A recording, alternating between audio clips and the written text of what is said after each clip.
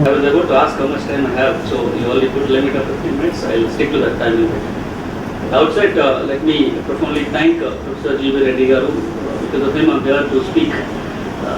Then I especially thank organizers for this opportunity to speak and learn from each one of you. As described, introducing me, and being working on land issues in both Telangana and Andhra Pradesh across country for about 10-11 years at the time, and looking from people's perspective. I was heading IKP paralegal program, initially called as Value Project, now Indira Kantipuram, and what name will be given now. There is a huge group of paralegals and lawyers working across Telangana and AP trying to secure land for the poor.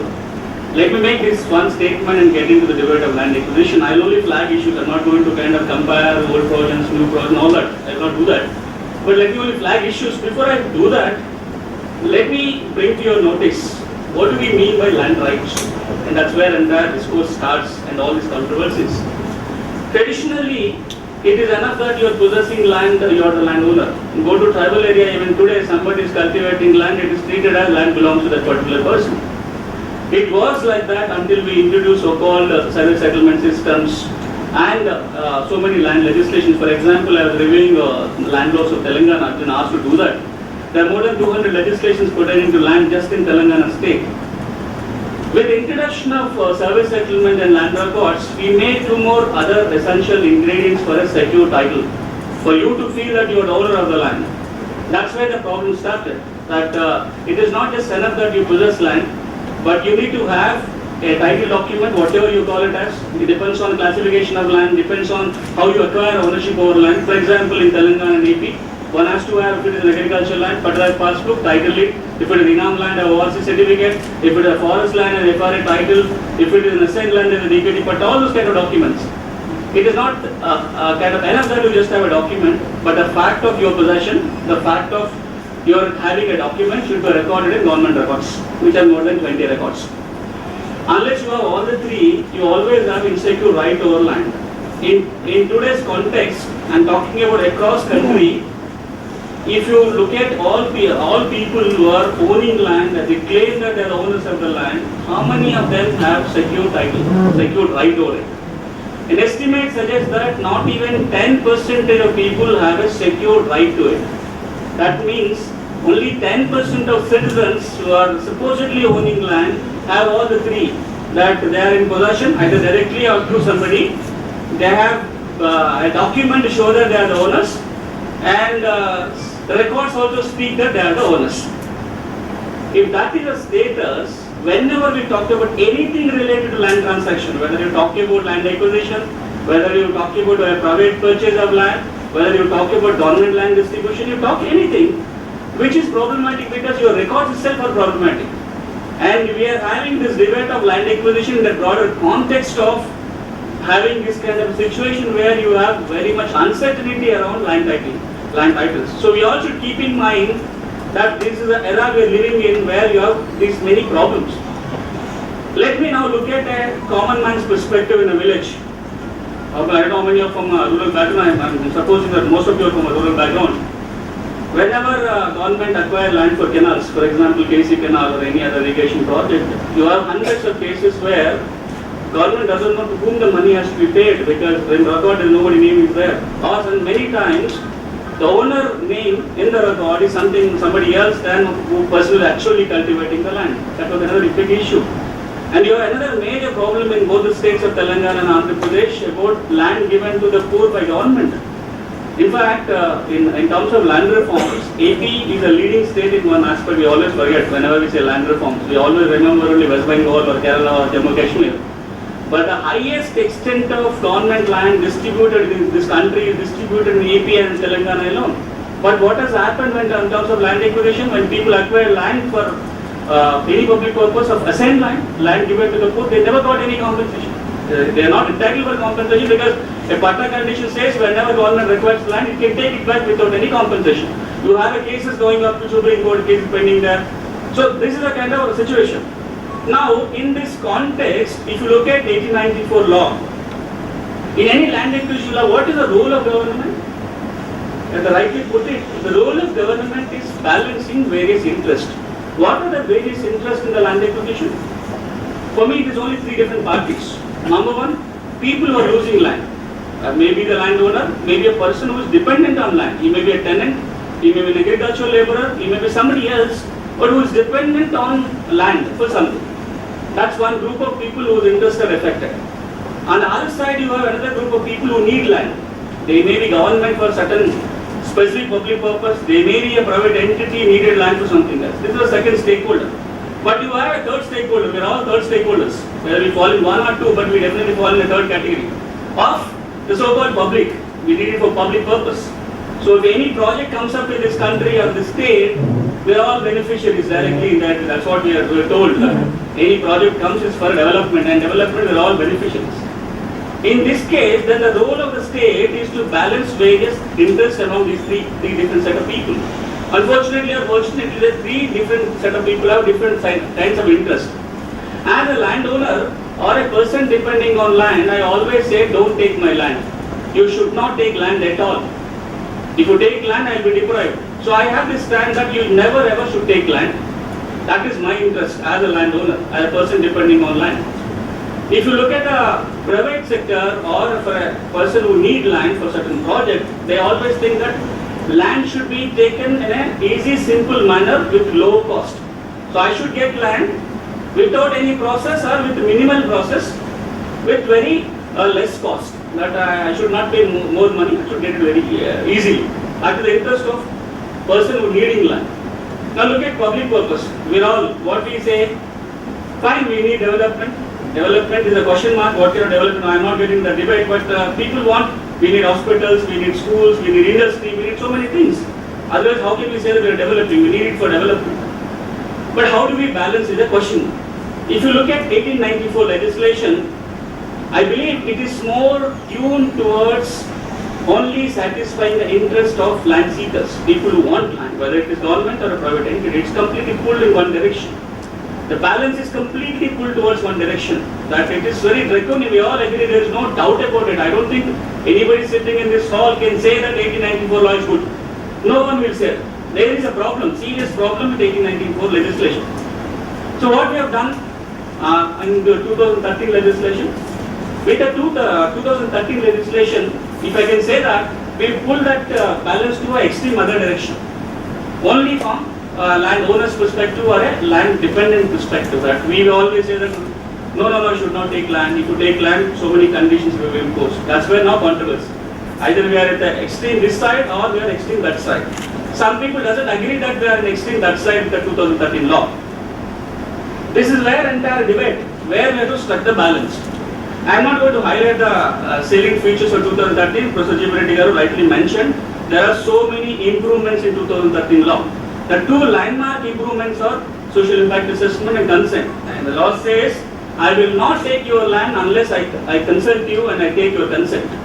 I will not take your land unless I do a kind of impact assessment, whether it's good for you, good for me, good for everybody or not. If it is not good for everybody, I will not take it. Then it talks about transparency, it talks about lot of benefits. For example, one progressive provision is there, it talks about even if the land is given by the government for poor, it is land assignment, whenever even I take that land, I will also give you money. I will give you compensation on par with the landowner. If it is a forest land, you might have got a title under the Forest Rights Act. Still, if I take that land, I will give you compensation. There are so many positive features about that legislation. Then where is the problem? Why we are again debating? Once the new law is there, it is hardly about a year or so, now we are in the second year. Why suddenly this debate whether 2013 law is workable or not? It is quite kind of natural that a law will be changed after some time, that you test it, you encounter problems, then you learn from those problems, you change it. But in a year's time, you are talking about changing the law. It is not, I am not talking about any political sense. Look at experts sitting in National School, Bangalore. I was 2 months back, I was in National School, Bangalore. And they have done some exercise on land acquisition act for the last 10-15 years. They are working on preparing an alternate bill and everything. I was talking to a senior professor, they said, Sunil, you might argue that you are on behalf of the poor, you might always say that the 2013 law is good because it talks about so many benefits of the poor. But you know, this is not at all workable. I said, why it is not workable? They gave 10-20 reasons that this law, if you want to try to implement it, there are problems. I said, but did you try? Did you try at any place that you encounter those problems and you're learning from the field? That is the biggest challenge for me. If I speak as a lawyer, if I speak as a person working on behalf of the poor for 11 years, even if there are problems with the existing legislation, did we try and found out that it is really problematic? That's one thought I want to leave it with you. I agree that there may be problems. For example, a consent. People are always asking questions. The law says you have to take 80% consent or 70% consent. And how do you take consent?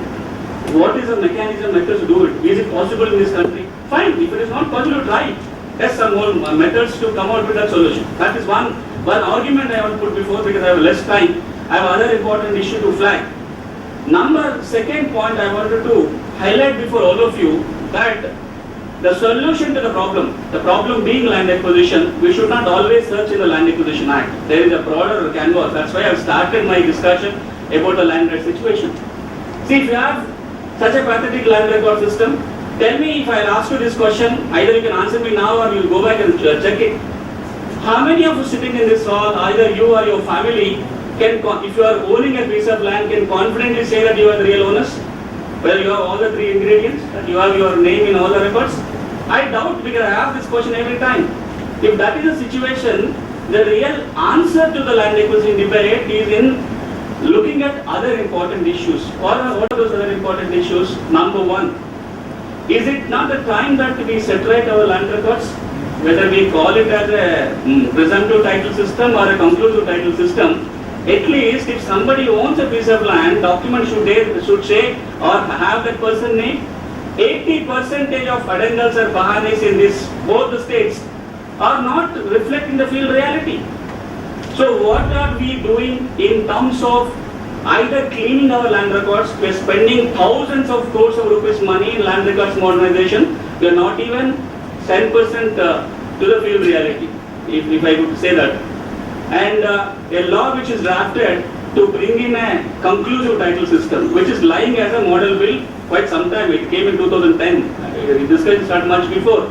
India wanted to move towards conclusive title system. I think all of your lawyers will understand, but let me clarify a little bit what I'm talking about, a presumptive title system and a conclusive title system. If today, any entry in any land record, it is only presumptive in nature. It is presumed to be correct unless contrary is proved. Today you have a patta, your name is in the land record, but tomorrow I go to court and prove that your record is bad and my record is correct, you will lose ownership. Because it's in presumptive nature, I prove that my document is correct. Country is trying to move towards a title guarantee system whereby once a document is given by an authority, it becomes a conclusion that you are the owner. If at all you have to lose the land, you will get some insurance or some other benefits. You are not at an absolute loss. Are we not discussing about this issue in the context of land acquisition? The second important area in this country, is there any rule which says that this particular land has to be used for agriculture, this particular land has to be only used for industry, this land is for housing purposes? I remember in Nizam time also, or in Andhra service settlement system, every village when the map is prepared, there is an area called Avadi or a village site. Gramakantam in Andhra and Telangana is called Avadi. There is an Avadi area which is earmarked only for house sites. There is an area earmarked for water bodies. Likewise, even in a modern era, do we have anything like that? Today, you want to convert any land into any agricultural land to non-agricultural purposes, you just do it. You not even approach your authority. At the most, what you do, you make an application to RDO, you pay whatever fee it is, land is converted. And we are, I think, struggling last 5 years or 6 years more than that, trying to bring out a national land use policy. And in fact, I think there are elders sitting here, they know much better than me. There used to be land use boards also in many states, including the undivided state of AP, where a board used to decide this land is for agriculture purpose, this land is something else. Can we not think about earmarking our areas for a certain purpose so that you don't have a threat of losing those kind of lands, and there is a clear-cut land allocated for certain purpose? For example, for forests in this country, law says 33% of area in this country has to be reserved for forest. Do you have such limitation for agricultural land? No. The new law says double crop land will not be acquired, but the limit will be prescribed by the state, each states. And you know what is the limit prescribed by various states? Bangalore, Karnataka said we will not acquire more than 1% of agricultural land overall across the state. That's what their rules prescribe. Telangana and AP said 15% of agricultural land. They can acquire up till 15% of agricultural land for any kind of public purpose. Is it not the time to put a limit or come out with a land use policy? And other important aspect is always ignored. As a lawyer, we should highlight that what is the legal cost involved in land acquisition for a person who is losing land? How much fee cost a person is incurring? If I correctly put it with my little experience, I have always told the cost is anything ranging from 10% of actual money which comes from the land acquisition to 30 to 40%. Suppose I am getting 1 lakh as a compensation in any land acquisition claim, I will be forced to pay 10 to 40% as a legal cost. It goes to several people. Sometimes it may be more. I always remember a typical example. Upright I pay 30% or 40% to the lawyer, transaction cost. Then I will be asked to pay the fee for filing enhanced compensation case. If that is the case, even we might be talking in the new law that we are paying 2 lakhs, 3 lakhs, 5 lakhs. How much money is really going to the poor? Question number one. Do you have any provisions to provide for their legal cost? Do you have any proper mechanism to provide legal support to the people to get compensation? There are tens of years cases are pending. That is another thing. And my last 2 points which I want this forum to debate. One, we are talking about taking land, but do you have any policy, a prescribed policy or a law in terms of giving land? Is there any legislation? At least for our 2 states, Telugu states or whatever I should call, AP and Telangana, there is no law to give land. We have a law to take land. Do you have any policy regarding land? You have IT policy, you have some higher education policy, lower education policy, some policy. For name anything, you have forest policy or every policy. But do this country has a policy how to deal with the land? What should we do with the land? Do we need it most land for only agriculture sector or for this sector or for industry, whatever it is? As a country, do we have a policy to deal with land in this country? And let me flag another issue related to that. Look at our Registration Act. You can buy anything, you can sell anything, and you can get it registered. And the Registration Act is so problematic that any land can be bought by anybody. We are not touching that Registration Act for quite some time. These are all issues which are peripheral, looks peripheral to land acquisition debate, but in my understanding, these are the fundamentals to land acquisition debate. Unless you talk about a broader canvas, just restricting ourselves to land acquisition debate and say old law is good or a new law is better or the amendments which brought in by the new government is good or bad, this debate is a limited scope.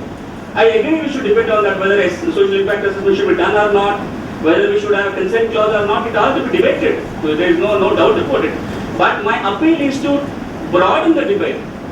And I think I have less time. Let me end by this one example. If I allow to speak, I can give you hundreds of examples from the field, how poor are suffering with debate, but I don't want to take so much of time talking other things. I just want to highlight the key issues. Suppose in a family, there are 3 sons. One is a poor fellow that he could not get proper education. He is only maintaining his household. He has 1 acre of family property. He is doing agriculture. There is other fellow who is smart, got a good education. He became a rich man doing a business or whatever it is, well settled, a lot of property. There is another fellow who just got a government employment and trying to make his living in some urban setup near to a village. It is the same family. You are the mother or a father of those 3 people. When you are trying to divide the property or when you are trying to favor your sons, what will be normal thinking? That somebody who is poor, somebody who can't afford anything, to try to do more favors. Or you want to take that person's side, not the person who is an extreme who is rich enough that he can maintain himself, or not the middle son also.